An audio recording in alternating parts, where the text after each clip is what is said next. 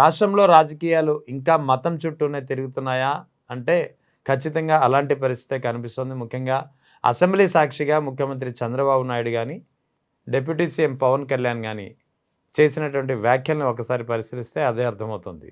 ఇప్పటికీ అదే మతం చుట్టూ రాజకీయాలను తిప్పే పరిస్థితి కనిపిస్తుంది. అదేవిధంగా వైఎస్ జగన్‌ను ఇప్పటి వరకు ఏ విధంగా అయితే ఒక హిందూ వ్యతిరేకగా చిత్రీకరించే ప్రయత్నం జరిగిందో, ఆ ప్రయత్నానికి కొనసాగింపుగానే కూటమి ప్రభుత్వం పదే పదే వ్యాఖ్యలు చేస్తున్న పరిస్థితి కనిపిస్తోంది. సో, ఈ అన్ని వివరాలపై మనతో మాట్లాడేందుకు ప్రముఖ విశ్లేషకులు ఇంద్రనీల్ గారు ఉన్నారు. సార్ నమస్తే. నమస్తే సార్. సార్ ఏంటి సార్ నిన్న అసెంబ్లీలో ముఖ్యమంత్రి చంద్రబాబు నాయుడు వ్యాఖ్యలు చూశారు. ఎన్డీడీబీ రిపోర్ట్ ఆధారంగా నేను మాట్లాడాను. అంతే తప్ప వేరేదేం కాదు. ఆ వెంకటేశ్వర స్వామి నా చేత చెప్పించాడు ఈ వ్యాఖ్యలు అని చెప్పి ఇంకా అదే ఇష్యూని తిరుపతి లడ్డు ఇష్యూలో అయితే ఇది ఒక సెన్సిటివ్ ఇష్యూ, దీన్ని ఇక్కడ ఆపాలి అని చెప్పినటువంటి చంద్రబాబు నాయుడు ఇటీవల ఇప్పుడు మళ్ళీ నిన్న అసెంబ్లీ సాక్షిగా అదే వ్యాఖ్యలు చేస్తున్నారండి. ఎలా అర్థం చేసుకోవాలి? శాసన మండలి విషయంకి వచ్చేసరికేమో వైఎస్ఆర్సీపీకి మెజారిటీ ఉంది కాబట్టి అక్కడ వాయిదా తీర్మానం కూడా యాక్సెప్ట్ చేయట్లా. కానీ అసెంబ్లీలో వైఎస్ఆర్సీపీ వాళ్ళు అసలు అసెంబ్లీకే రావట్లేదు కాబట్టి ఇదే అదనుగా రాష్ట్ర ప్రజలందరికీ కూడా జగన్మోహన్ రెడ్డి హిందూ వ్యతిరేకి, వెంకటేశ్వర స్వామి లడ్డులో ఇలా జరిగిపోయింది అని అంటే ఇంకా అసలు ఇది ఒక కేసు నడుస్తుంది సార్. కేసు వర్డిట్ తీర్పు వచ్చే వరకు ఒకళ్ళు నిందితులను ఒకళ్ళని ఫ్రేమ్ చేయటం అనేది చాలా దుర్మార్గం. కానీ ఇక్కడ ఏం జరుగుతుంది, అసెంబ్లీలో నిన్న వాళ్ళు మాట్లాడింది కానివ్వండి, ఆ ఫోటోలు తెచ్చి చూపించినవి కానివ్వండి, ఎంత దుర్మార్గంగా ఉండయి అంటే జగన్మోహన్ రెడ్డి గారు క్రిస్టియను, ఇది పదే పదే చెప్పాలనే ప్రయత్నం ఒకటి పవన్ కళ్యాణ్ గారు కానివ్వండి, లేదు చంద్రబాబు గారు కానివ్వండి, చాలా క్లియర్గా అదైతే ప్రజలకు అర్థమవుతుంది ఏమని చెప్పాలనుకుంటున్నారు అనేది. కాకపోతే వాళ్ళు తెలుసుకోవాల్సింది ఏంటంటే ఫస్ట్ ప్రజలు ఏ విధంగా ఉండాలి అని మాట్లాడుకుందాం. సార్, రాజ్యాంగం ఏమని చెప్తుంది? కులమతాలకు అతీతంగా పరిపాలన చేయాలి అనేది మన రాజ్యాంగం. సెక్యులర్ కంట్రీయే కదా.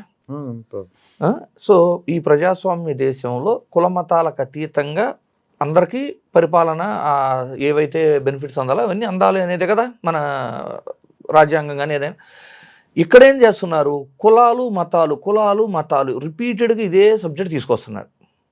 ఇంకోటి, ఒకవేళ అతను క్రిస్టియన్ అంటే యేసుక్రీస్తుని ప్రే చేస్తారనుకుందాం, సీఎం అవటానికి అర్హులు కదా. ప్రజలు ఆలోచించుకోవాల్సింది ఏంటి, కులమతాలకు అతీతంగా మనకు అందాల్సిన బెనిఫిట్స్ అవ్వచ్చు, రాష్ట్రానికి అంటే రాష్ట్ర ప్రయోజనాల కోసం పనిచేసేది ఎవరు, అంటే క్యాలిబర్ ఉన్న నాయకుడు ఎవరు అని చెక్ చేసుకోవాలి. అంటే వీళ్ళు ప్రజల్ని ఎంత తప్పుదోవ పట్టేస్తున్నారంటే అతను హిందూ కాదు అని గట్టిగా చెప్పాలనే ప్రయత్నం. ఇది ఒక జగన్మోహన్ రెడ్డి గారిని మాత్రమే టార్గెట్ చేసినట్టు నాకైతే అనిపించలే. నాకు అసలు టార్గెట్ బీజేపీని చేసినట్టు కనపడుతుంది. ఎలాగంటారు? దేశవ్యాప్తంగా హిందుత్వ ఓట్లని ఓన్ చేసుకుంది ఎవరు చెప్పండి? బీజేపీ. చంద్రబాబు గారు ఒకసారి బీజేపీతో పొత్తు పెట్టుకున్నారంటే ఆ ఇమీడియట్ నెక్స్ట్ ఎలక్షన్లో బీజేపీతో పొత్తు కొనసాగించాల. అది గతం. మీరు 2-3 సార్లు జరిగింది. 3 సార్లు అది ఇప్పటి నుంచి కాదు, ఫస్ట్ నుంచి జరుగుతూనే ఉంది. 1999 నుంచి 99లో బీజేపీతో పొత్తు, మళ్ళీ వదిలేశారు. అవును, మళ్ళీ బీజేపీతో పొత్తు, మళ్ళీ వదిలేశారు. అట్లా అంటే ఇప్పుడు వాళ్ళు అర్థం చేసుకునేది అసలు బీజేపీతో పొత్తు అవసరం లేకపోయినా బీజేపీ బలం, అంటే అసలు బీజేపీతో పొత్తు అవసరం ఎక్కడ వస్తుంది? హిందుత్వ ఓట్లు. ఈ హిందుత్వ ఓట్లు కానీ బీజేపీతో సంబంధం లేకుండా తెచ్చుకోగలిగితే అసలు బీజేపీతో అవసరమే లేదు కదా వీళ్ళకి. అవును.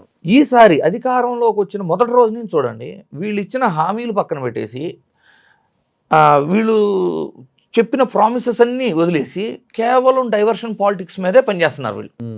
ఈ డైవర్షన్ పాలిటిక్స్ కూడా ఏ విధంగా పనిచేస్తున్నారు, హిందుత్వ ఓట్లని అట్రాక్ట్ చేయాలి అనేది ధ్యేయంగా పెట్టుకున్నారు. ఓకే. ఈ హిందుత్వ ఓట్లను ధ్యేయంగా పెట్టుకున్న దాంట్లో ఒకటి, జగన్మోహన్ రెడ్డి క్రిస్టియన్ అని చెబుతూనే హిందుత్వ ఓట్లను క్యాష్ చేసుకోవడం వలన ఎవరిని టార్గెట్ చేసినట్టు చెప్పండి? ఒకవేళ వాళ్ళు అనుకున్న పద్ధతిలో హిందువుల ఓట్లు టార్గెట్ చేసి తెచ్చుకోగలిగితే బీజేపీని కదా వాళ్ళు డౌట్ లేదు టార్గెట్ చేసింది. సరే, వీళ్ళు ఏం చెబుతున్నారు, జగన్మోహన్ రెడ్డి గారు క్రిస్టియన్ అని చెబుతున్నారు. అది చెప్పాలనే ప్రయత్నం తెగ చేస్తున్నారు. ఏమన్నా జగన్మోహన్ రెడ్డి గారు కాదని ఆడని చెప్పారా? ఆయనకు జగన్ కూడా డైరెక్ట్ గా చెప్పుకుని ఉన్నారు కదా. మొన్న మధ్య నేను బైబిల్ చదువుతానని చెప్పారు, బైబిల్ చదువుతానని చెప్పారు. 4 గోడల మధ్య నేను క్రిస్టియన్ని, బయటకు వస్తే ఎవరితో అయితే వాళ్ళకి అనుకూలంగా ఉంటానని ఆయన చాలా క్లియర్గా ఏం చెప్పారంటే 4 గోడల మధ్య నేను ప్రే చేసుకుంటా. ఇల్లు గడప దాడితే నా మతం మానవత్వం, నేను అందరితో ఉంటా అన్నారు. చాలా క్లియర్గా చెప్పారు. ఇప్పుడు మీరేంది కొత్తగా చెప్పి ప్రజలను బలవంతంగా, ఆయన చాలా క్లియర్గా చెప్పేశాడు కదా. ఇంకోటి, ఒకవేళ ఆయన ఏమన్నా క్రిస్టియానిటీని నమ్ముకుని ఉంటే వేరే మతాలకు ఏమన్నా ఆయన వల్ల దాడి జరిగిందా? అది కదా మనం ఆలోచించుకోవాలి. ఇప్పుడు వీళ్ళు ఏమంటారు, 2019 నుంచి 2024 వరకు అనేక దేవాలయాల్లో దాడులు జరిగినాయి అంట. అంటే ప్రజలంతా పిచ్చోళ్ళలాగా ఉన్నారా? శ్రీవాణి ట్రస్టును ఏర్పాటు చేసి దాని ద్వారా వచ్చిన డబ్బులతో వెంకటేశ్వర స్వామికి సంబంధించిన ఆలయాలు కొన్ని ప్రాంతాల్లో కట్టించారు. అవును, అంటే వేరే రాష్ట్రాల్లో దేశం దాటి కూడా అవును, ఈవెన్ చేసాం కదా. యుఎస్ఏ, జమ్మూ కాశ్మీర్ లో కూడా కట్టారు కదా. టీటీడీ ఆలయం. నెక్స్ట్ అక్కడ వచ్చిన డబ్బుతో, శ్రీవాణి ట్రస్ట్ ద్వారా వచ్చిన డబ్బుతో దగ్గర దగ్గర 3000 గుళ్ళు నిర్మాణాలు కానివ్వండి, రిపేర్లు అవనివ్వండి, అభివృద్ధి కార్యక్రమాలు చేశారు కదా. అవును, దాన్నే వీళ్ళు ఆ రోజున తప్పుపట్టి జగన్ గారు ఆ డబ్బులు దోచుకుంటున్నారు అనే విధంగా మాట్లాడి టీటీడీని, జగన్ గారిని, ఈరోజు అదే శ్రీవాణి ట్రస్ట్ని వీళ్ళు కంటిన్యూ చేస్తున్నారు కదా. అవును. నెక్స్ట్ ఒకవేళ రాజశేఖర రెడ్డి గారి దగ్గర నుంచి వద్దాం. రాజశేఖర రెడ్డి గారు కూడా యేసుక్రీస్తునే నమ్మారు కదా, క్రిస్టియానిటీ. కానీ మీరు చూసుకోండి, లడ్డూకు పేటెంట్ తెచ్చింది ఎవరు? రాజశేఖర రెడ్డి హయాంలో. లేదు. ఎస్విబిసి తెచ్చింది ఎవరు? రాజశేఖర రెడ్డి హయాంలో. ఎస్విబిసి వద్దంది ఎవరు? చంద్రబాబు నాయుడు. లేదు. 2 కొండలను 7 కొండలు జీవో చేసింది ఎవరు? రాజశేఖర రెడ్డి. దాన్ని రద్దు చేస్తానని చెప్పింది ఎవరు? మళ్ళీ చంద్రబాబు. నిత్యాన్నదానం ఉండేది కదా మనకు ఒకప్పుడు, token system sir, limited tokens ఇచ్చేవాళ్ళు. దాన్ని అన్లిమిటెడ్ చేసింది ఎవరు? రాజశేఖర రెడ్డి గారు. సామూహిక వివాహాలు స్టార్ట్ చేసింది ఎవరు? అది కూడా first time Karunakar Reddy TTD chairman గా ఉన్నప్పుడు రాజశేఖర రెడ్డి గారి హయాంలోనే. నెక్స్ట్ దళిత గోవిందం, ఇది పర్టికులర్గా చెప్పుకోవాలి సార్, ఇది చాలా మందికి అర్థం కావట్లేదు. రాజశేఖర రెడ్డి గారి మీద గత 20 సంవత్సరాలుగా జరిగిన దుష్ప్రచారం ఏంటి? క్రిస్టియానిటీని ఆంధ్రప్రదేశ్లో పెంచింది, పోషించింది రాజశేఖర రెడ్డి గారు అని ముద్ర వేశారు అప్పటి నుంచి. ఇప్పుడు ఈ అసెంబ్లీ సాక్షిగా స్టార్ట్ చేయలే వీళ్ళు, 20 ఏళ్ల క్రితం నుంచే ఒక ఫ్యామిలీ మీద విద్వేషంతో స్టార్ట్ చేసింది ఇదంతా. కానీ వాస్తవం ఏంటి? 2 కొండలను 7 కొండలు చేసింది రాజశేఖర రెడ్డి గారు. ఈ తిరుమలే కాకుండా, తిరుమల పరిధే కాకుండా ఇంకా 17, 19 ప్రధాన దేవాలయాల పరిధుల్లో కూడా అన్యమత ప్రచారం జరగకూడదు అని చెప్పింది రాజశేఖర రెడ్డి గారు జీవో తెచ్చి. పైగా దళిత గోవిందం అంటే ఏంటి? ఒకప్పుడు ఏమైంది, అందరికీ గుళ్ళో యాక్సెస్ ప్రాపర్గా లేక చాలామంది కన్వర్ట్ అయ్యారు. ఇది యాక్సెప్ట్ చేయాలి ఎవరైనా. ఏంటి, ఈ దేవుడి దగ్గరికి పర్మిషన్ లేనప్పుడు ఏ దేవుడు పర్మిషన్ ఇస్తే ఆ దేవుడి దగ్గరికి వెళ్ళారు. దట్ ఈస్, అందువల్ల కన్వర్షన్స్ అయినాయి అప్పట్లో. మరలా వాళ్ళ దగ్గర అంటే దేవుడి దగ్గరికి రానిట్లేదు కాబట్టి వాళ్ళ దగ్గరికే దేవుడిని తీసుకెళ్దామనే కదా దళిత ప్రోగ్రాం. అవును, కాలనీల్లోకి వెళ్ళి హిందుత్వాన్ని ప్రచారం చేసుకుంటూ దేవుడి ప్రసాదాలు ఇచ్చుకుంటూ, అది కదా ప్రోగ్రాం. అది స్టార్ట్ చేసి ఇనిషియేట్ చేసింది ఎవరు? రాజశేఖర రెడ్డి గారు. ఆయన ఒకవేళ హిందూ వ్యతిరేక అయితే మళ్ళీ హిందుత్వాన్ని పెంచడానికి కాలనీల్లోకి దళిత గోవిందం ఎందుకు పంపేవారు? అవును. సో ఇది కేవలం ఆ కుటుంబం చేసిన. ఇప్పుడు నేనేమంటున్నానంటే సార్, జగన్మోహన్ రెడ్డి గారు హయాం తీసుకున్నా కూడా ఎన్ని గుళ్ళకి రిపేర్ చేయించారు, ఏంటి, ఎన్ని గుళ్ళకి ఎంత ఫండ్ శాంక్షన్ చేయించారు టీటీడీతో, ఇవన్నీ కూడా చాలా రికార్డెడ్గా ఉంటాయి. వెయ్యికాళ్ళ మండపం ఎవరు హయాంలో ధ్వంసమైంది? విజయవాడలో మీకు అభివృద్ధి పేరుతో 40 గుళ్ళు కూల్చింది ఎవరు?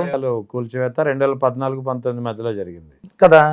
వీళ్ళు ఏంటంటే ఇప్పుడు చూడండి, జగన్మోహన్ రెడ్డి గారు ప్రెస్ మీట్ పెట్టినా, వాళ్ళ పార్టీ వాళ్ళు పెట్టినా, వైఎస్ఆర్సీపీ పార్టీలో ఎవరు మాట్లాడినా ఆథెంటిక్గా ఒక శాన్సిటీతో విత్ డాక్యుమెంట్ పట్టుకొని కదా మాట్లాడుతున్నారు. ఆ విధంగా వాళ్ళు హిందుత్వాకి ఏం చేశారు? ఇప్పుడు హిందూ ధర్మ పరిరక్షకులుగా ఆల్ ఆఫ్ సడన్ నిన్న మాట్లాడుతున్నారు కదా, హిందుత్వాకి గుళ్ళకు కానీ ఏం చేశారో వాళ్ళని చెప్పమనండి రికార్డెడ్గా. అవును, చెప్పగలరా వాళ్ళు? చెప్పాల్సి వస్తే అన్ని తప్పులే ఉంటాయి వాళ్ళు. అంటే పవన్ కళ్యాణ్ ఏ విధంగా ఒకప్పుడు హిందువులే గొడవలు పెడతారని మాట్లాడాడు, వాళ్ళ నాన్నగారు సిగరెట్ వెలిగించుకుంటామని మాట్లాడారు, వాళ్ళ అన్నగారు అయితే హిందూ దేవుణ్ణి ఉరేసి చంపాలని చెప్పున్నారు నాగబాబు. వీళ్ళంతా ఈరోజు హిందూ ధర్మ పరిరక్షకుల్లాగా. నిన్న కూడా చూడండి అసెంబ్లీలో ఏమంటారు, హిందూ గుళ్ళ మీద ఈ దాడులు ఎన్నింటికంటే పర్మనెంట్ సొల్యూషన్ సనాతన చట్టం ఒకటి తెచ్చేసి ప్రభుత్వాలు నుంచి గుళ్ళను కాపాడాలి అని చాలా పెద్ద స్టేట్మెంట్ ఇస్తున్నాయి. మిమ్మల్ని ఎవరు వద్దన్నారు? మీరే కదా అధికారంలో ఉన్నారు. అవును, మీరు చెయ్యండి. ఎందుకు స్టేట్మెంట్లు, సినిమా డైలాగులా స్టేట్మెంట్లు ఇవ్వటం ఎందుకు? మీరు చెయ్యండి. మీరు చేస్తానంటే ఎవరన్నా అడ్డుపడ్డారా? అడ్డుపడేవాళ్ళు ఉండారా? చేయకుండా ప్రతిదీ రాజకీయమేనా సార్? ప్రతిదీ రాజకీయమేనా? నిన్న చూడండి బైబుల్ పట్టుకున్నారా ఏంటో. నిన్న సుబ్బారెడ్డి గారి భార్య స్వర్ణమ్మ బైబిల్ పట్టుకున్నారు, అటువంటి వ్యక్తికి టీటీడీ చైర్మన్ ఇచ్చారని చెప్పి చంద్రబాబు నాయుడు దీన్ని కూడా ఆ ఫోటోలు ఆ ఫోటోలు అసెంబ్లీలో అదే అసెంబ్లీ సాక్షిగా ప్రదర్శిస్తూ, అంటే ఇక్కడ మతమే వీళ్ళకి టార్గెట్ గా మారిపోయింది అనేది క్లియర్ గా కనపడుతుంది. సార్ టీటీడీ చైర్మన్ ఇద్దరు, ఒకటి అంటే వాళ్ళ హయాంలో వైవి సుబ్బారెడ్డి గారు, తర్వాత బొమ్మన కరుణాకర్ రెడ్డి గారు, ఇద్దరు ఫోటోలు పెట్టి వీళ్ళు క్రిస్టియన్స్ అని చెప్పాలని చూస్తున్నారు. వాళ్ళు మరలా వాళ్ళు చూపించిన ఫోటో అబద్ధం అని కూడా చెప్పాలి, గుర్తుపెట్టుకోండి. ఇక్కడ జనం అర్థం చేసుకోవాల్సింది ఏంటంటే నిజాలు ఎవరు చెబుతున్నారు, అబద్ధాలు ఎవరు చెబుతున్నారు. అంటే హిందూ మతం యొక్క ధర్మం తెలిస్తే మనం వేరే మతాన్ని కించపరచడం, వేరే మతం జోలికి వెళ్ళం, మన మతాన్ని మనం నమ్ముకొని ఫాలో అవుతాం. అలాంటి హిందూ ధర్మం అబద్ధాలు చెప్పటం సనాతన ధర్మం. వాళ్ళేమి ఆ ఫోటో ఫేక్ అని చెప్పాల, ఏంది చాలా క్లియర్గా విజయమ్మ గారి చేతిలో ఉన్న బైబుల్ని ఆమె వేరే ఇంకొకటి అందుకోబోతూ ఒక పని రీత్యా ఇస్తే పట్టుకున్నాం. ఎగ్జాక్ట్లీ. అంటే పట్టుకోరా, ఈ చంద్రబాబు గారు చర్చిలకి వెళ్ళి ఓట్లు అడగలేదా, లేదు మసీదులకు వెళ్ళి టోపీలు పెట్టుకొని ప్రార్థనలు చేయలేదా చంద్రబాబు గారు, లేదు పవన్ కళ్యాణ్ గారు కూర్చొని పెద్ద పెద్ద దుమ్ము మొక్కలు ఉంటాయి ఏమని అడగలేదా ముస్లిమ్స్ ఇఫ్తార్ విందులో, అంటే ముస్లిం అయిపోయినట్టయినా. అంటే ప్రజలని ఎంత దారుణంగా మోసం చేయాలనే దురుద్దేశం. అది కూడా ఏంటి అసెంబ్లీ సాక్షిగా, అసెంబ్లీని ఒక పక్కనేమో దేవాలయంతో పోలుస్తూ, దేవాలయంలో కూడా అబద్ధాలు చెప్పేవాళ్ళు ఇంకా దేనికైనా బరితెగిస్తారు కదా. నెక్స్ట్ బొమ్మన కరుణాకర్ రెడ్డి గారు కూడా వాళ్ళు చెప్పింది ఏమన్నా అబద్ధము, వాళ్ళు చూపించింది అబద్ధం చెప్పట్లా, మొత్తం చెప్పట్లేదు అంటున్నారు. అవును, అంతే. ఆయన కూడా ఏం చెప్పారు, నా కూతురు పెళ్లి క్రిస్టియన్ అంటే ఏమంటారు క్రిస్టియన్ తరహాలో జరిగింది పెళ్ళి అనే కదా వాళ్ళు క్లెయిమ్ చేశారు. చాలా క్లియర్గా ఏం చెప్పారు, నా కూతురు పెళ్లి దేవాలయంలో నేను చేశాను, దానికి సాక్షులు ఎవరో కాదు బాలకృష్ణ గారు, చంద్రబాబు గారు తమ్ముడే వచ్చి ఆశీర్వదించారని కూడా చెప్పారు. కానీ అవతల వాళ్ళు అంటే పెళ్లి కొడుకు తరపు వాళ్ళు అంటే అవతల వియంకులు క్రిస్టియానిటీ తరపున కూడా పెళ్లి చేసుకుంటే ఒక అతిథిగా వెళ్ళానన్నారు. నేను వెళ్ళలేదు, అలా జరగలేదు అని చెప్పట్లేదు కదా. అంటే ఇక్కడ నేను ప్రజలకు చెప్పాలనుకుంటుంది ఏంటంటే సార్, ఈ అసెంబ్లీ ఎపిసోడ్ చూసాం, నిజం ఎవరు చెబుతున్నారు, అబద్ధం ఎవరు చెబుతున్నారు.